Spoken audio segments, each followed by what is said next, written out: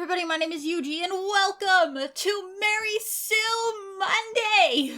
I'm so excited. Does anyone remember those quizzes on Quotive and Wattpad where they would give you list after list of traits that determine if your fandom OC was a Mary Sue or not? If you're part of the OC community, then you should know exactly what I'm talking about, especially if you were active around 2016.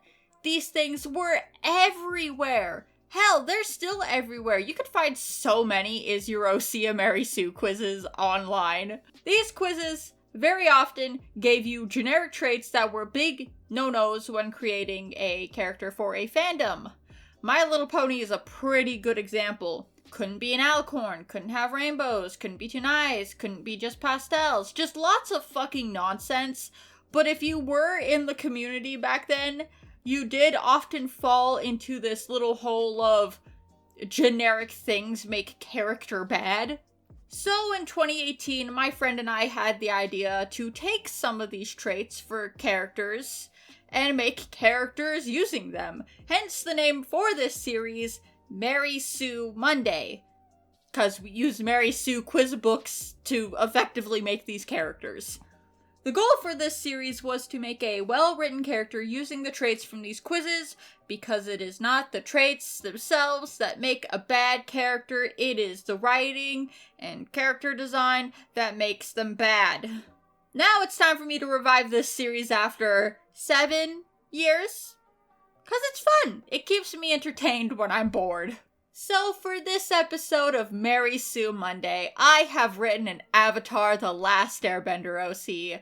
I've had her in the works for a while, and I did post a version of her on DeviantArt a while ago when I was still debating on if I actually wanted to revive this series or not. Posted her to kind of test run things. But let me share the traits I used to create the character before we get onto the actual character. 1 is a living airbender in Aang's timeline. 2 got frozen with Aang and Appa. 3 is the Avatar alongside Aang. So instead of one Avatar, you've got 2 at the same time. And obviously, because they are also the Avatar, they can also bend all the other elements while outside of the Avatar state. Was able to achieve the ability to fly. Doesn't wear the traditional air nomad robes, and doesn't like Katara because she's Aang's love interest. For this character, I purposely chose a lot of things that would be hard to incorporate into a character without making them super ridiculous and annoying. But I think I pulled it off pretty okay, so sit back, relax, and listen to my nonsense character concept. So, my OC's name is Achara. Achara was born alongside Aang in the Southern Air Temple. They grew up being very close with each other, and both were exceptional at airbending. Achara is a very free-spirited girl. She likes to visit the other nations and incorporate their accessories and clothing into hers. She will still wear the traditional air nomad clothing, but it is heavily accessorized and often not the full getup. She'll switch out the pants or the shirt or the shoes, add things to her hair, wear jewelry. She loves clothes and getting dressed up, even if the things she wears don't always match. Which usually gets her in trouble with the monks, except for Monk Gyatso, of course. He tries to talk with the other monks to allow her to dress up and wear what she wants for now because she's still a child and having fun, but a lot of the time the other monks don't accept her childish behavior, and she gets scolded a lot and is forced to change. But she always ends up with new accessories and such, much to the other monks' dismay. She may get in trouble a lot, but this will not stop her whimsy. She is a whimsical girl, and she must be whimsy all the time. Achara and Aang both got their airbending tattoos months apart. Aang got his first. While Aang invented the air scooter airbending technique, Achara actually figured out how to hover and fly using airbending. She was determined to figure it out because she was never really good at using the air gliders. She always crashed into things and got pretty fed up with it eventually. Her flying technique isn't the same as Guru, Lagima. I don't know how to say this man's name. Lagima? I don't know. Or Zahir's, which was discovering the secret to weightlessness. So when they fly in the air without air gliders, it's very seamless. There's no bouncing or anything. They just float very gracefully in the air. Her flying is more like swimming, creating air tunnels around certain parts of her body to keep her flying through the air. It's a lot more sloppy compared to Guru, Legima, and you can feel the air moving around her as she's flowing, and her flying technique requires a lot more concentration to achieve. Think of it like, while Zahir can just float and move around with zero effort, Achara has to actively move her limbs and use considerable amount of effort to achieve flight. Somewhere around the time they got their tattoos is when Achara realized she had feelings for Aang. She never told him because she didn't want to risk ruining their friendship, especially after it was announced he was the Avatar. She didn't want to push her feelings onto him when he was so stressed and lonely. She just wanted to be there for him as his friend. But this is also why later down the line, when Aang catches feelings for Katara, Achara doesn't like Katara. She's jealous. She's very curt and doesn't really interact with Katara, which in turn leads her to not interacting with the group much at all because she doesn't want to talk to Katara. But Aang talks with Katara and her brother all the time, which makes Achara more jealous because her best friend isn't paying attention to her like he used to. Achara is 12 years old, same age as Aang. She grew up with him and is his best friend, which leads to her getting frozen in the iceberg with him. Once it was revealed he was the Avatar, she stuck by his side when all the other kids kind of abandoned him. And she snuck out of her room and went to go comfort Aang because he was upset and saw him getting ready to leave through the window. They talked and she went with him because they're best friends and she wasn't about to let Aang take off by himself. He did try to convince her to stay, but she refused to let him go by himself. Either they both go or they both stay, and so they left together. I've been kind of going back and forth on whether or not I wanted to give Achara a flying bison or not, and I think I'm going to. Her bison's name is Shushu. Shoo.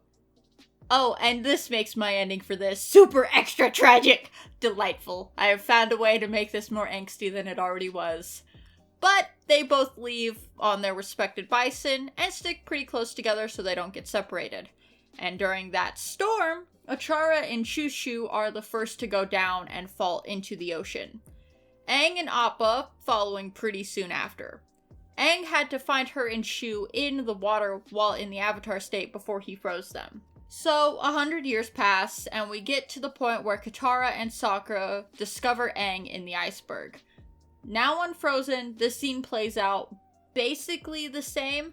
Aang asking Katara if she wants to go penguin sledding, he wonders where he is, and then remembers Appa, Shushu, and Achara were with him, and rushes to go see if they're all okay. Appa and Shushu are awake and moving around, but Achara is still on the ground unconscious. The three move to see if she's okay, and she's breathing, but barely, and she looks a lot worse for wear than Aang is. Clothes torn, she's pale, and she also has a mysterious new scar on her forehead that almost looks like she was struck by lightning. So Aang picks her up and puts her on Appa, and the three set off towards the village, with Shushu following right along next to Appa. They get to the village, and while they wait, Aang and Katara run off to go penguin sledding. The scene where they find the Fire Nation ship and set off the flare goes pretty much the same as it did in the show. The two make their way back to the village. Sokka freaks out, and Aang gets kicked out of the Water Tribe. Aang packs up his things and Achara and places her on the back of Appa so he can watch her while they make their way back to the Air Nation. Zuko's ship arrives at the village and causes some mayhem before Aang shows up again. Aang gets taken and tells Katara to look after Appa, Shushu, and Achara until he gets back. During all of this, Achara is still unconscious, but she is slowly starting to move around more while in her sleep, and isn't nearly as pale as she was. While she's asleep, she's having very strange dreams. Dreams of the past avatars in their lives. They're very muddled, like she's viewing them through murky water, but they're fading and everything is going black and she's sinking deeper and deeper. She even sees Avatar Yang Chen, who's floating near her, and she whispers, "Oh dear child, you're not supposed to be here." Achara doesn't understand what she means. She's just trying desperately to make her way back up towards the light when the spirit of a bison appears and helps her to the surface towards a bright light. Back to Sokka and Katara. This also goes pretty much the same. Because Achara is still out cold, she can't tell them the command to make Appa and Shushu fly, but they figure it out and start the chase to rescue Aang. Aang gets knocked down into the water and enters the Avatar state, but what they don't notice, because they're focused on Aang, is Achara's eyes. Airbending tattoos and her new, mysterious scar have also started to glow white. I'm thinking maybe it's a super light glow and it kind of flickers out because her connection to the Avatar state isn't stable for reasons I will explain, but she doesn't move. Her body is still too weak to actually do anything. And Katara and Sokka make their getaway, and finally, as they're flying away, Achara wakes up. She gasps for air and sits up fast before being eased down by Aang, who rushed to her the moment he heard her wake up. Happy she's okay and alive. She asks what happened, and he kinda laughs and says it's a long story. After she wakes up the rest of the way and is able to be a person, and has said hello to Shushu, Aang explains what apparently happened to them, and Katara and Sokka help explain the war and the Fire Nation and all that jazz.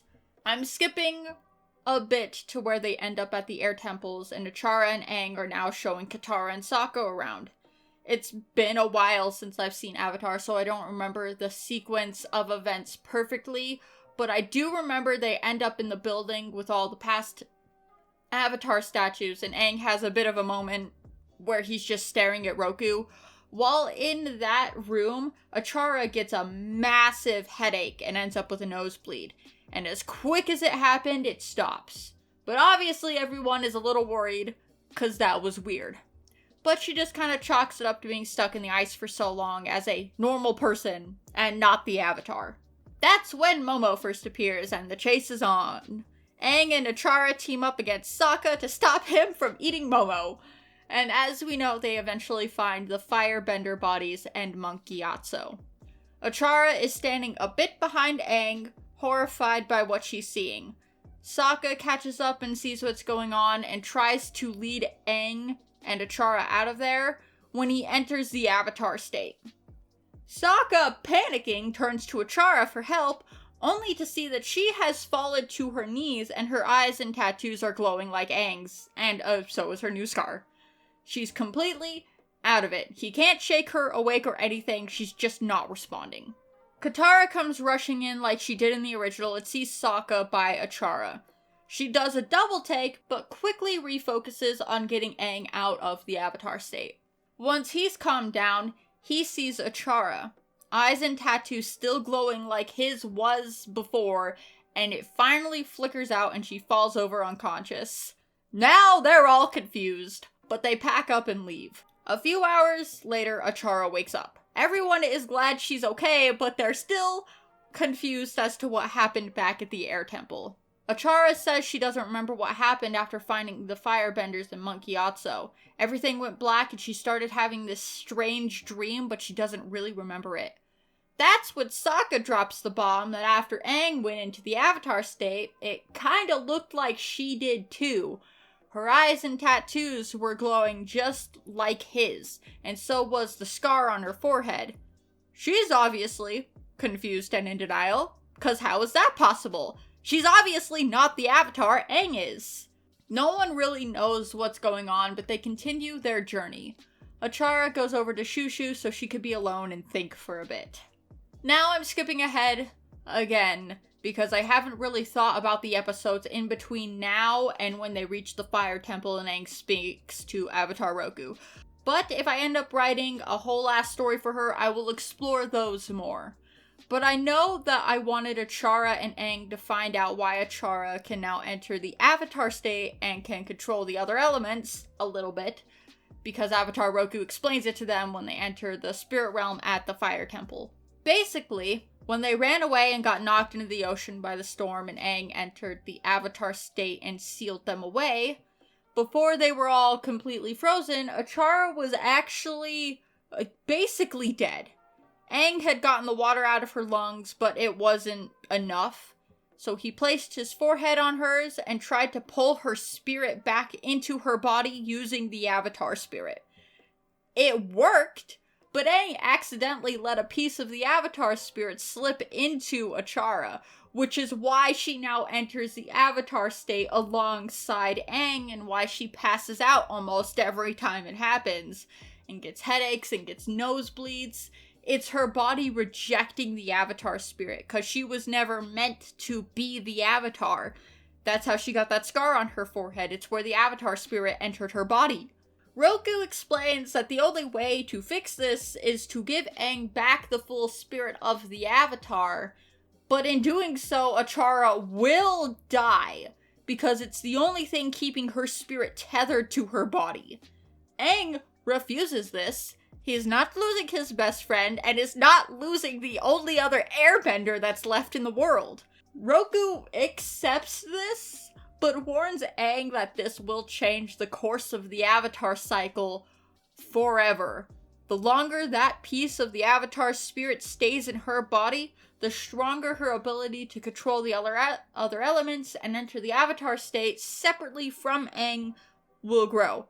She will effectively become a second Avatar, which means there will be 2 Avatars in the next cycle because she will have grown into her own, and the 2 pieces won't be able to rejoin.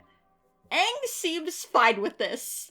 More Avatars means more people to protect the world and keep peace and balance. Achara isn't so sure. It feels kind of wrong to her, but she doesn't argue. From here, they explain to Sokka and Katara what happened, and that Achara is basically a second Avatar in the making. So now, they both have to learn how to bend all the elements and work on accessing the Avatar states separately from each other. Cause right now, Aang entering will cause Achara to go into the Avatar state as well. So, they set off. The 2 airbenders and avatars working on learning to bend the other 4 elements and to stop Fire Lord Ozai from taking over the world. With lots of drama and feelings along the way, because let's not forget, Achara's got a thing for Aang and Aang's got a thing for Katara.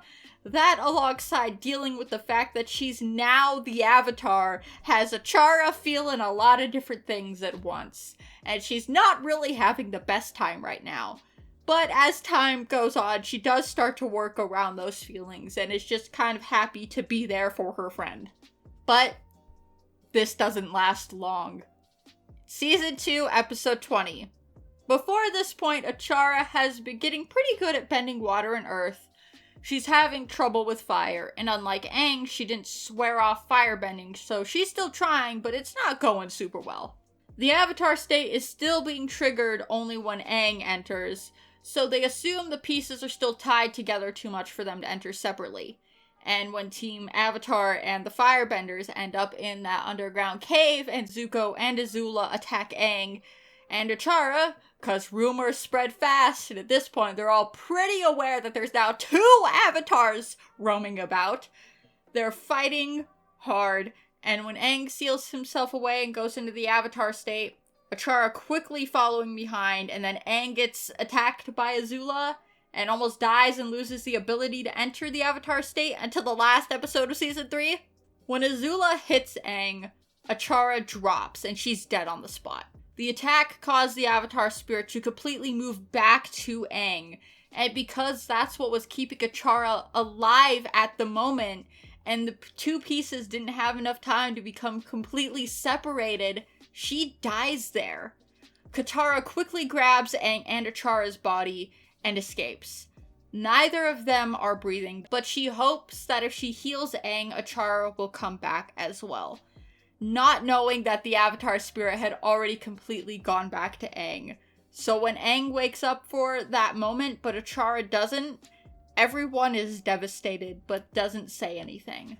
Those months later, when Aang wakes up on the Fire Nation ship and gets the rundown of what happened, he asks where Achara is, and everyone goes silent.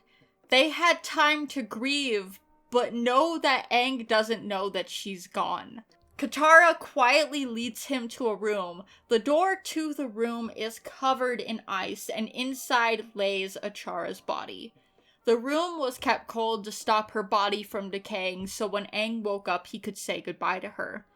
He promises Achara that he's going to stop the Fire Lord, and he'll take good care of Shushu for her. And now, Aang really is the last airbender, and all he has left of his nation and his best friend are Appa and Shushu. I imagine after Aang dies and Korra starts to exist, Achara's spirit can be seen alongside Aang's, because while she was never meant to be the Avatar, she was a part of the cycle for a short amount of time, and she doesn't want to leave her best friend again. Aang also makes sure that a statue is made in Achara's honor, because he would. That's his best friend, and for a short time she was the Avatar. She deserves a statue, damn it. And that's all I have for this character. The idea of another Avatar being brought into the world in such a way is such an interesting concept and would be such an amazing story. The ending would be so heartbreaking. I live for the angst this story could bring. I love it. I could also write it so Achara dies during the final battle. That is also an option. Fire Lord Ozai goes after the weakest Avatar first, which is Achara, since she's basically the first Avatar of a completely new cycle. Or, in the this is the good ending, nothing sad happens here idea, Achara lives, and we just get 2 new Avatars now, and Aang and Achara work together to rebuild their nation. Aang marries Katara, and Achara eventually finds her own partner to be with, and nothing bad or sad happens! Everyone lives and is happy! Which I might also write a version for, because man, I made myself sad writing this, and now I just need my new child to be happy and live her life and not die tragically. But also the drama is so good! Either way, I hope you enjoyed this character concept I made. I'm proud of her. I would have to sit down and work out all the bits and bobs if I wanted to write her a whole ass story, but for just a concept and idea for how this character could work and how her story would go, I think it's pretty okay. But what do you think? Did I do a pretty good job putting all together the Mary Sue traits to make a pretty well-rounded, decent character? Or is she still too ridiculous to get behind? That's it for this video. I hope you enjoyed. If you like my content and want to support me, you should check out my Ko-fi and my Threadless account, where I sell stickers and shit. Also, check out all of my other social media accounts: DeviantArt, Instagram, Blue Sky, Wattpad, Unveil, and Artfight. Don't forget to like, comment, share, and subscribe if you are new. I'm Yuji, and I will see you in the next video. Goodbye.